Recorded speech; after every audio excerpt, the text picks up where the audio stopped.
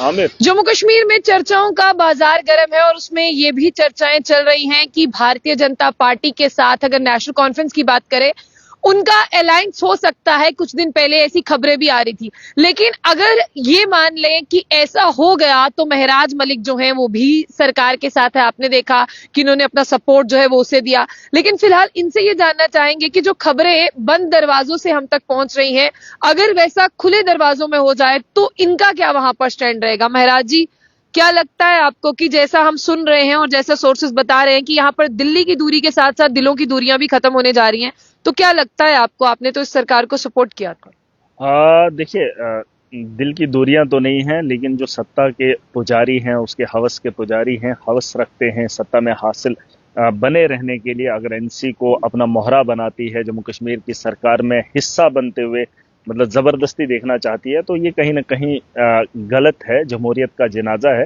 लोगों का मैंडेट है तो भाजपा को समझ जाना चाहिए। उनका ये वादा नहीं था कि हम जब सरकार बनाएंगे तब हम स्टेटहुड देंगे। उन्होंने ये कहा था जब जम्मू कश्मीर के हालात बेहतर होंगे तो वक्त आने पर हम जो है इलेक्शन से पहले स्टेटहुड देंगे, उसके बाद चुनाव कराएंगे।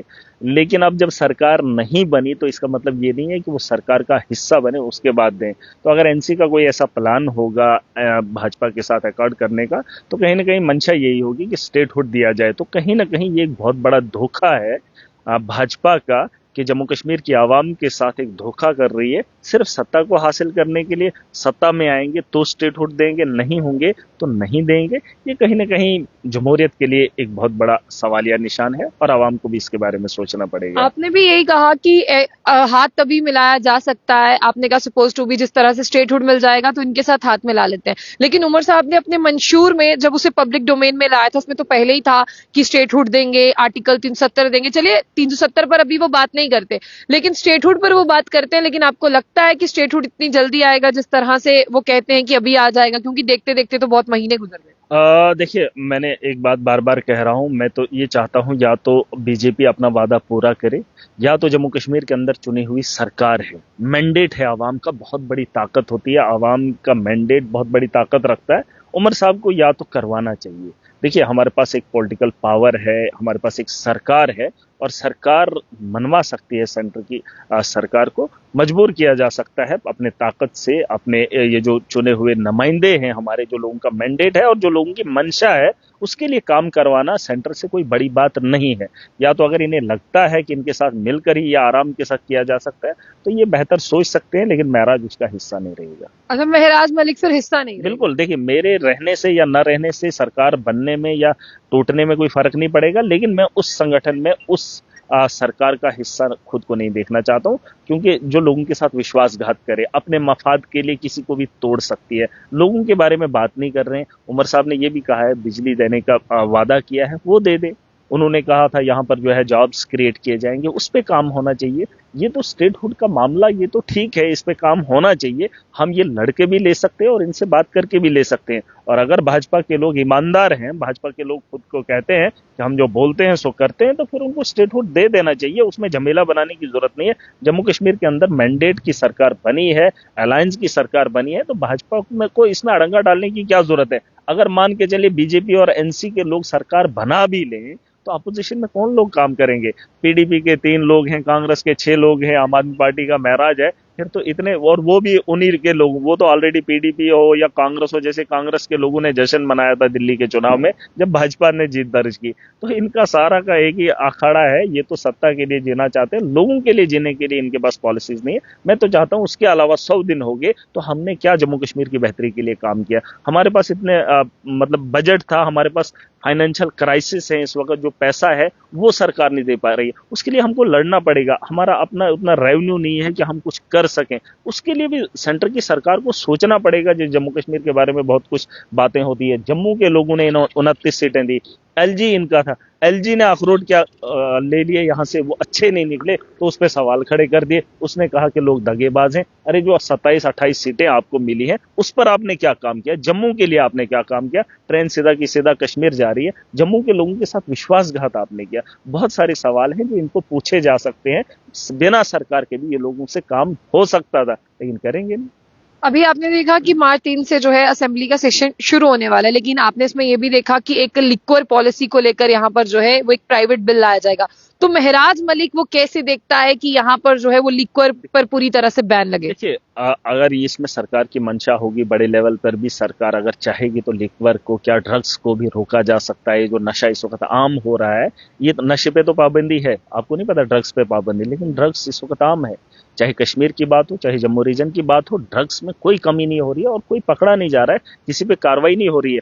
वो तो इन्होंने जगह जगह गाँव गाँव पहुंचा दिए हैं, वो तो लीगल तरीके से इन्होंने ठेके खोले हैं। अब जो बिल लेके आ रहा है, अगर ये मान के चले, मुझे तो नहीं लगता कि पहले सरकार या बाकी लोग इसको मानेंगे, क्योंकि इसमें सरकारी लोगों के ही अपने हाथ हैं जिनके ये ठेके हैं, आम जनता के तो ठेके हैं नहीं। लेकिन मुझे लगता है जनता को इन्होंने इतना नशे में डाला है कि लोकल भट्टियां खोली जाएंगी, उस पे काम होगा और फिर से ये शराब का धंधा चलेगा। क्योंकि मैं इसलिए कह रहा हूं कि इस बिल को लाने से कोई फर्क नहीं पड़ेगा अगर ड्रग्स पे पाबंदी, आपको भी पता है, मुझे भी पता है, ड्रग्स पे कैंपेन होते हैं, सरकारें कैंपेन करती है, मेले लगाए जाते हैं ड्रग्स को बैन करने के लिए, वो सारी चीजें खत्म होती हैं, लेकिन फिर भी ड्रग्स आम चल रहा है।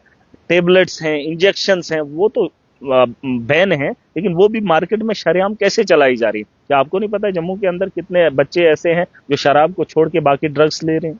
लेकिन वो ड्रग्स कहाँ से आ रहा है, उस पर भी सवाल होना चाहिए। आप पाबंदी कर सकते हो, लेकिन बिक्री तो बंद नहीं कर रहे हो, उसमें तो आप ही लोगों का हाथ है, आप ही लोग बेच रहे हो, आप ही लोग नशा बेच रहे हो, ताकि नौजवान नशे में धुत रहकर उनसे सवाल न करे और नौजवानों को रोजगार नहीं दे पा रहे, तो वो लोग नशे की ओर बढ़ रहे हैं और नशा ऐसे बंद नहीं होगा। नशे को बंद करने के लिए सरकार को यहाँ पर जमीनी सतह पर काम के मौके फराहम करने पड़ेंगे, लोगों के लिए रोजगार फराहम करेंगे तो नशा बंद हो जाएगा। मेरा एक सवाल और रहेगा मलिक साहब आपसे। देखिए, आपने भी यहाँ पर देखा होगा जिस तरह से बहुत सारी चीजें कही जा रही है, लेकिन आपने देखा कि सरकार के 100 दिन आपने भी गिना दिया कि हुए, लेकिन लोगों का कोई काम नहीं हुआ।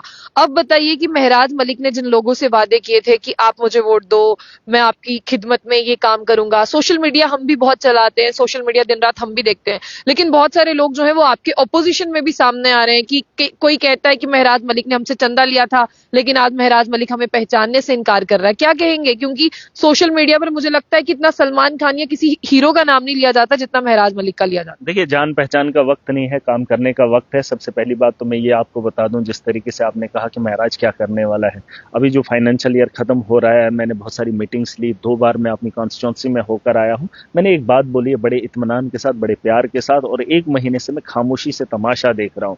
और ब्यूरोक्रेट से मेरी नाराजगी नहीं है, मेरी उनके साथ दुश्मनी नहीं है, बस छोटे लेवल का मुलाजिम अपना काम जमीनी सतह पर अच्छे से करे। अभी एक मसला हुआ था मनरेगा को लेकर, जो लोगों को रोजगार मिलता है, आपको पता होगा, जैसे आप पढ़ा लिखा नौजवान है, उसके लिए भी रोजगार अगर उसको ढूंढना है तो मनरेगा के तहत उसे रोजगार मिल रहा है, मिलता है, वो एक अलग बात है, लेकिन कागजों में जो है दिखाया जाता है कि इतने लोगों को हमने रोजगार दिया है। उसमें क्या है कि एक मटेरियल का तरीका रहता है जिसमें बड़े बड़े लोगों का हाथ रहता है, काम एक आम आदमी करता है और उसमें लूट होती है। मैंने अपने डिस्ट्रिक्ट के मुलाजमों को, खास करके आरडीडी के मुलाजमों को बोला है कि मार्च तक आपकी पहचान होगी कि मेरा रवैया बदलेगा या नहीं बदलेगा।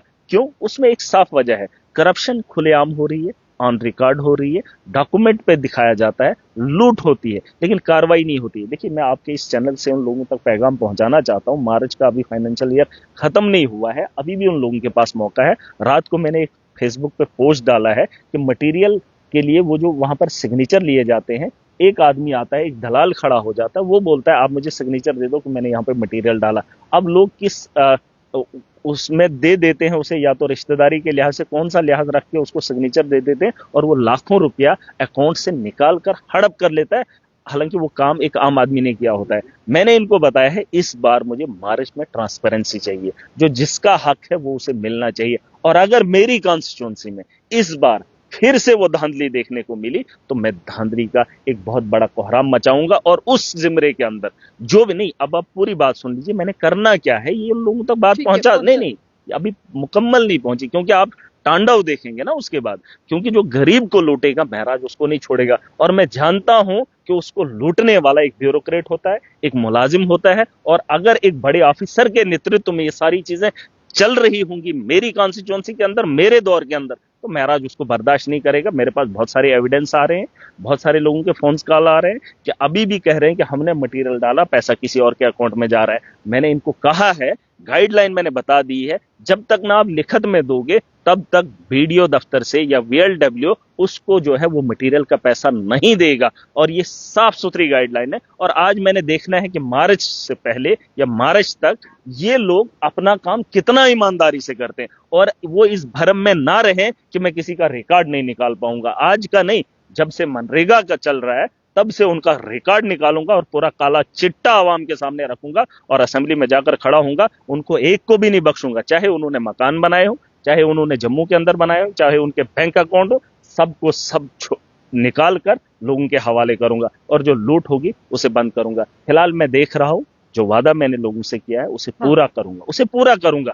और वो वादे के लिए एक हमारा ये पहला स्टेप है। और अगर मुझे खामोश देखना चाहते हैं, मेरे रवैये में नरमी देखना चाहते हैं, तो आज के बाद मैंने उनको कहा है कि जब से मैं बना हूं मेरी आवाम के साथ खिलवाड़ मत करना। बहुत सारी जगहों पे अभी भी मुलाजिम अपना तांडव मचा रहे हैं, लोगों को डराने का काम, धमकाने का काम शरेआम कर रहा है। और पीडीडी की एक बात मैं बताऊंगा, उसमें भी मैंने इन लोगों को कहा है कि जैसे अभी आप देखेंगे हिली एरियाज के अंदर ट्रांसफार्मर्स खराब होते हैं तो लोग उसे खुद ढोने का काम कर रहे हैं। कभी भी इन लोगों ने जो है कैरेज नहीं दिया, चाहे लाने का हो चाहे लेने का हो, कभी भी कैरेज नहीं दिया। लेकिन बिल लाने में कोई दिक्कत नहीं हो रही। ये बात असेंबली में भी उठेगी, ये उमर साहब को भी बताया जाएगा और सरकार के इन बड़े बड़े लोगों में जो बैठे हैं इनको भी बताना जरूरी है। क्योंकि हिली एरियाज के अंदर अगर आप ये चीजें नहीं दे रहे हो, फिर एक आम आदमी से बिल की उम्मीद रखते हैं। मजदूर कमाता कितना है और उससे ज्यादा उसे बिल आता है। तो ये चीजें समझनी होंगी, ट्रांसपेरेंसी लाएंगे, बहुत अच्छा काम करके देंगे। मेरे पास 5 साल है, बस इंतजार कीजिए। जान पहचान नहीं करानी है। महराज की कॉन्स्टिट्यूंसी में जो भी लोग हैं सबके लिए काम करूंगा और ईमानदारी के साथ करूंगा। और जो हमारे हाथ में आएगा, जो हमारे वजूद में आएगा, वो जनता के साथ में पास होगा और जनता के हित में होगा। बहुत बात हो गई, बस एक छोटी सी बात जानना चाहूंगी, जो लोग बोलते हैं आप झूठे हो उनको क्या कहोगे? देखिए, झूठ तो मैं साबित नहीं करूंगा, झूठ के लिए आप लोग भी हैं, आप भी अपना काम कर सकते हैं। जब आपको लगेगा तो मेरा इससे सवाल करिएगा, पूछिएगा, हक है आपको। अब किसी को लगा है फोन करके ये जान पहचान नहीं है, मुझे जान पहचान करके क्या करना है? आप मुझे बताओ कि मुझे काम करना है और वो काम मैं सबके लिए करूंगा, यकसा करूंगा। चाहे किसी ने मुझे वोट दिया, चाहे किसी ने मेरे लिए वक्त निकाला, चाहे कुछ भी हो, किसी ने मुझे खाना खिलाया, मुझे उससे कोई फर्क नहीं पड़ता है।